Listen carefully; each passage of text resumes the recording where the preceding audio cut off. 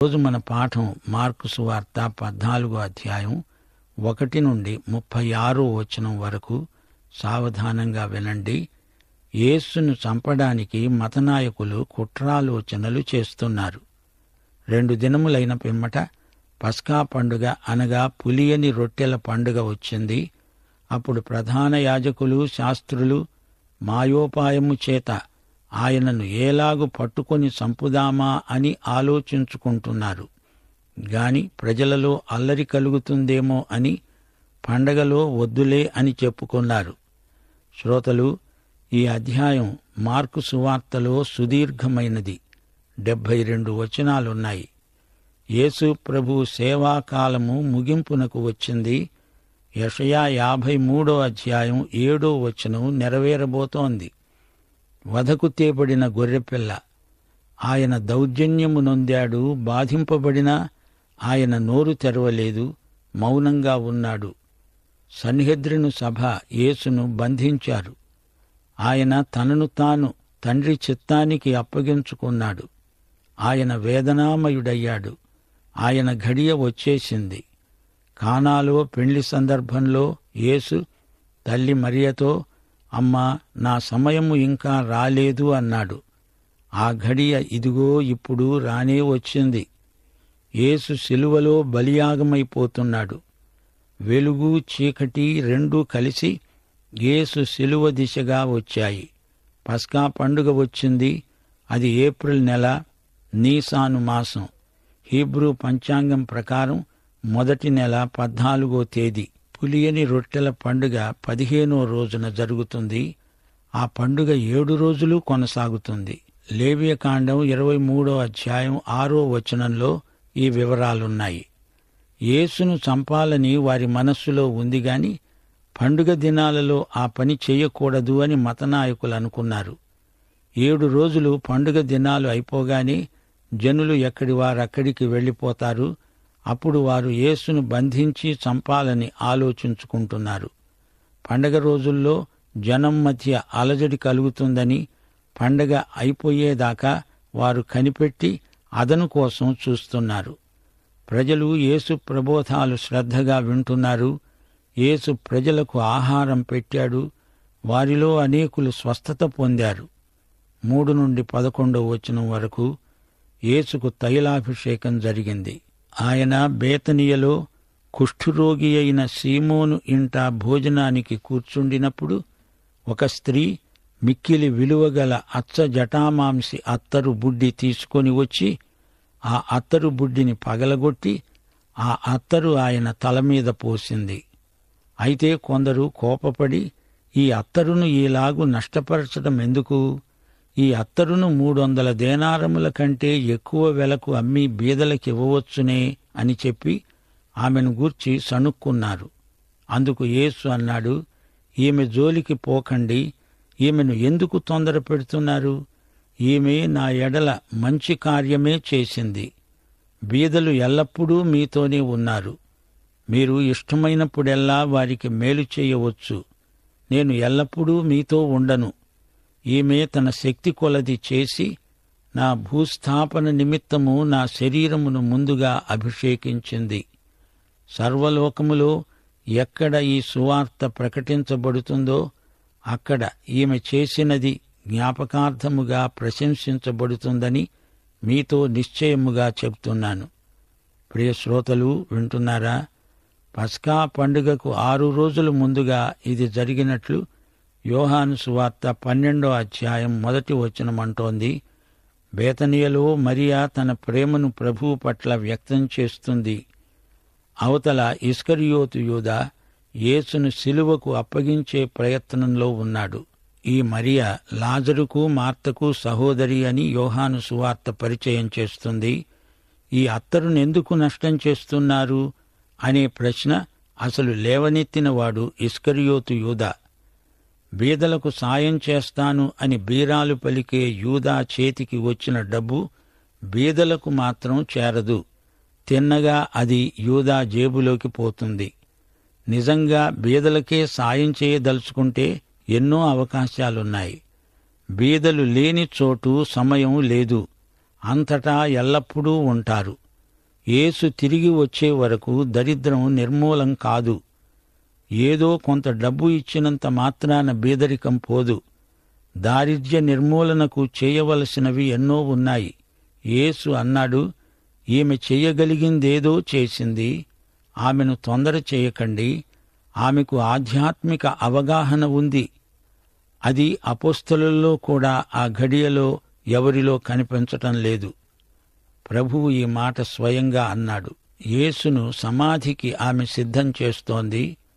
అత్తరుతో ఆయన్ను అభిషేకిస్తోంది. యేసు శిలువ మీదికి వెళ్లిపోతున్నట్లు ఆమె చూడగలిగింది. ఆమె అత్తరు బుడ్డిని పగలగొట్టినప్పుడు ఆ అత్తరు సువాసన నాటి నుండి నేటి వరకు మన ఆత్మలను తాకేంత వరకు గుబాళిస్తూనే ఉంది. 10వ వచనం, యూదా ద్రోహం ఎంత నీచ కార్యమో చూడండి.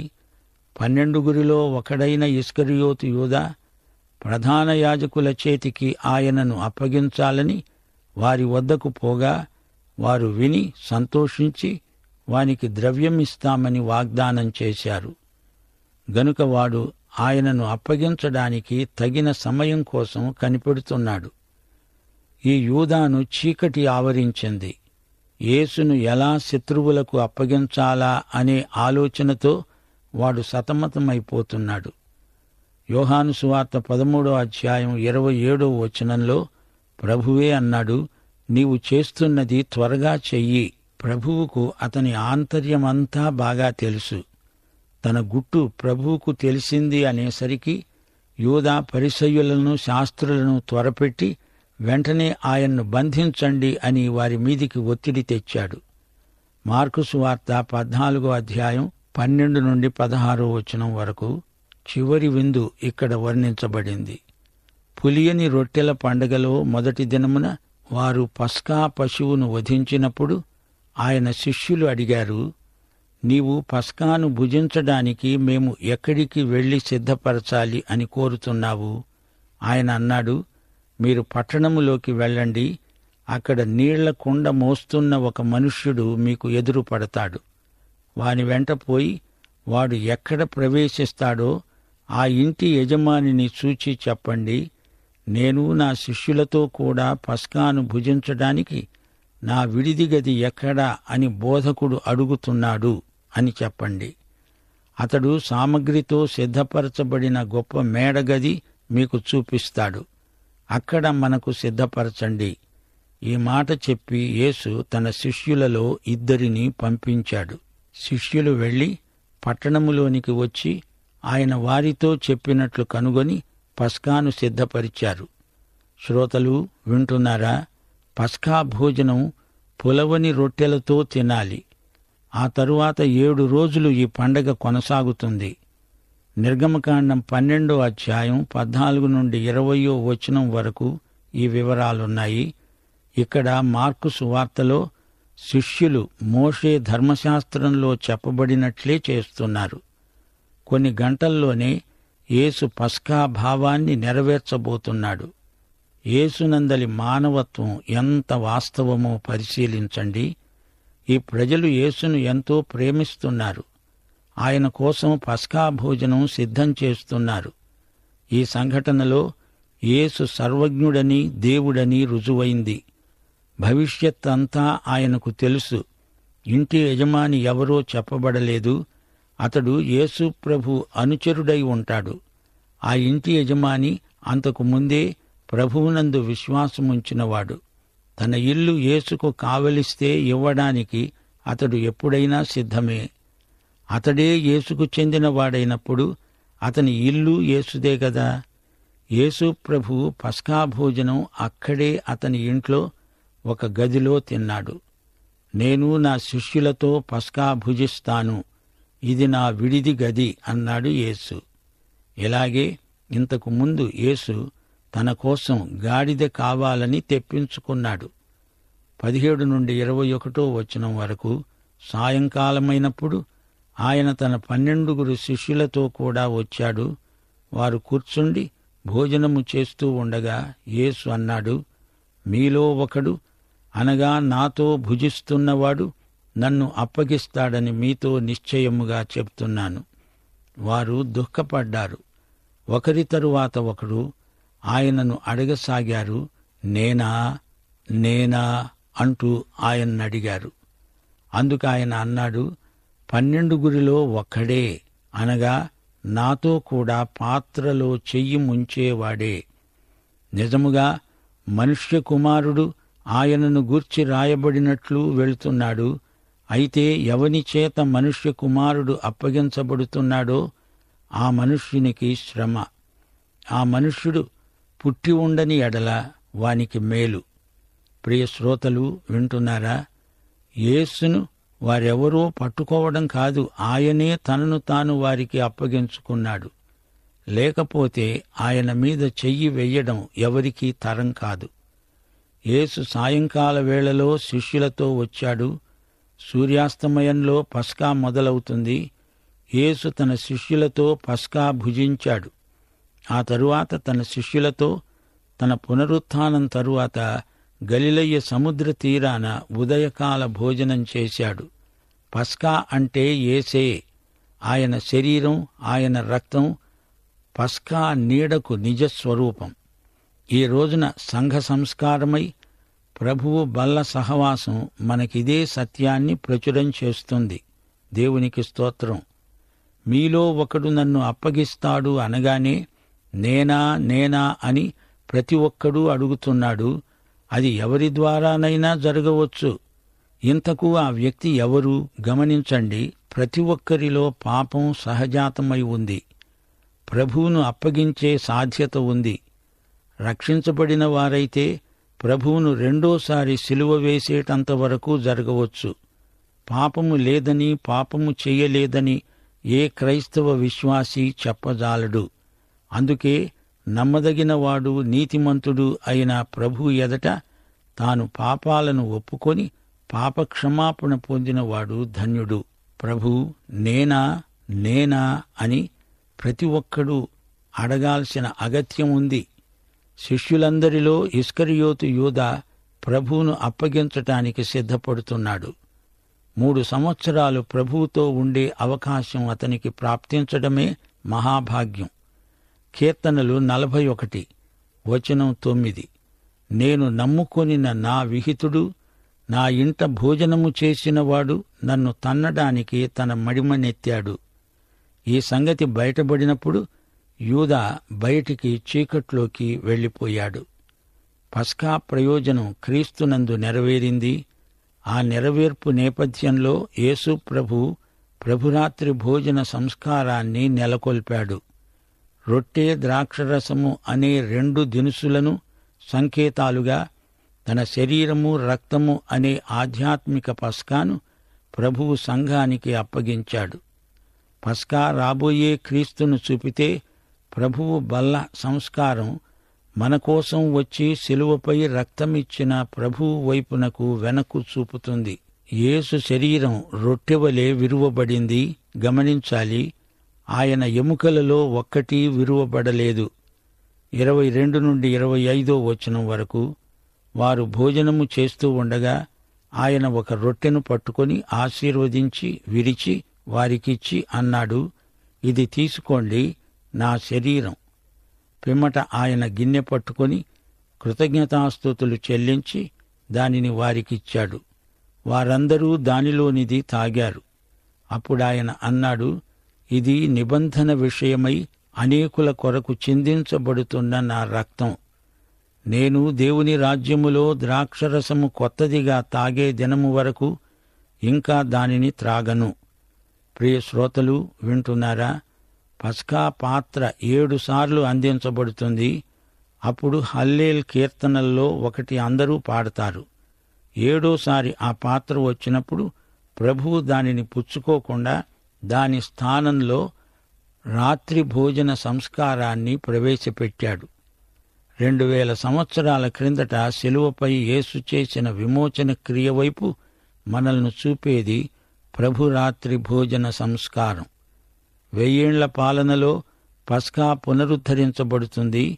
ఈ సంగతి యెహెజ్కేలు గ్రంథంలో చెప్పబడింది. యేసు వచ్చాడని, వస్తాడని ఈ 2 సంఘటనలు నెరవేరిన జ్ఞాపకాలు వెయ్యేండ్ల పాలనలోని పస్కా ఉత్సవంలో జ్ఞాపికలై ప్రవర్తిల్లుతాయి. 1 కొరింథీ 5:7 పౌలన్నాడు, క్రీస్తు అనే మన పస్కా పశువు వధించబడ్డాడు. మార్కు సువార్త 14:26-31 వరకు. అంతట వారు కీర్తన పాడి ఆలివ్ కొండకు వెళ్లారు. అప్పుడు యేసు వారిని చూచి అన్నాడు, మీరందరూ అభ్యంతరపడతారు. గొర్రెల కాపరిని కొడతాను, గొర్రెలు చెదరిపోతాయి అని రాయబడి ఉన్నది గదా. అయితే నేను లేచిన తరువాత మీకంటే ముందుగా గలిలయకు వెడతాను. అందుకు పేతురన్నాడు, అందరూ అభ్యంతరపడినా నేను అభ్యంతరపడను. యేసు అతణ్ణి చూచి అన్నాడు, నేటి రాత్రి కోడి 2 మారులు కుయ్యక మునుపే నీవు నన్ను ఎరగనని ముమ్మారు చెప్తావని నీతో నిశ్చయంగా అంటున్నాను. అతడు మరీ ఖండితంగా అన్నాడు, నేను నీతో కూడా చావవలసి వచ్చినా నిన్నెరుగనని చెప్పనే చెప్పను. అదే మాట వారందరూ అన్నారు. పేతురుకు తన బలహీనత ఏదో తనకే తెలియదు. ఈ రోజున మన పరిస్థితి అంతే. మన కన్ను అన్నీ చూస్తుంది గాని తనను తాను చూసుకోజాలదు గదా.